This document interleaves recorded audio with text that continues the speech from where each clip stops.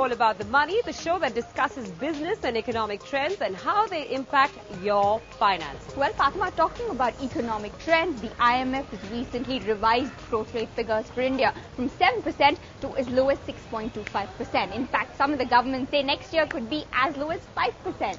Now, one of the contributors to GDP is remittance money, the money that NRI families send back from working abroad.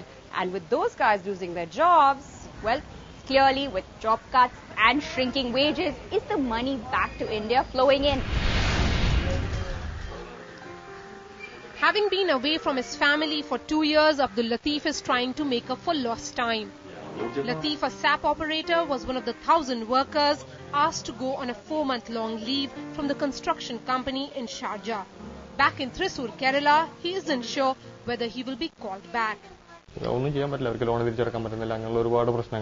It's becoming tough to repay our loans. Parents are concerned about their children who are currently working in Gulf because of this uncertainty. Latif is just one of the 5 million Indian migrants trying to make a living in the Gulf and the Middle East, a community that transfers more than 1/5 of India's total overseas remittance. With the economic downturn resulting in the shutting of several construction and manufacturing companies in Dubai and the Gulf nations, many are now being sent home, a situation the Kerala government fears could spiral out of control. Remittances are going to fall absolutely. So this will have a reverse multiplier impact upon Kerala economy. You are going to have an exodus in April, May. So that means addition to the unemployment queue here. In February, the Kerala government announced special schemes worth 100 crore rupees to support these repatriates. Sanjeev recently took a flight back to Gurdaspur in Punjab. This construction worker from Dubai was given an alternative by his bosses, but he chose to come back. We aren't getting any money, so we can't pay.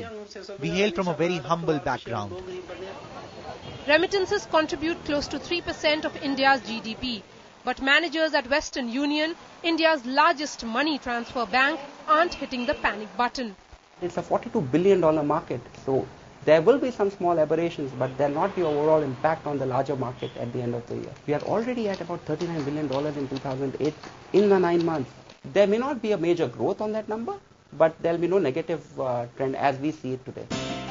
Centre for Development Studies in Kerala has also been allaying fears by arguing that the pattern of exodus from the Middle East has been on the rise since 2003, and the numbers in 2009 will only go up further, without really affecting the remittance coming from there.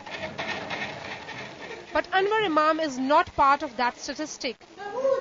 An IT professional working in a retail company in Kuwait, Anwar says he got lucky when he switched from a manufacturing to a retail company last year, just months before the recession kicked in. Here I was able to save around between 40 to 50,000. Now I am sending around 75,000 per month because I am feeling unsecure there. Anytime my job can be, I can get terminated. Sanjeev and Latif may have added to the rising toll of unemployment in India, but their foreign dreams are still alive. After all, they were able to more than treble their income abroad. So now they are waiting for the market to look up before they can go back and resume the remittance process.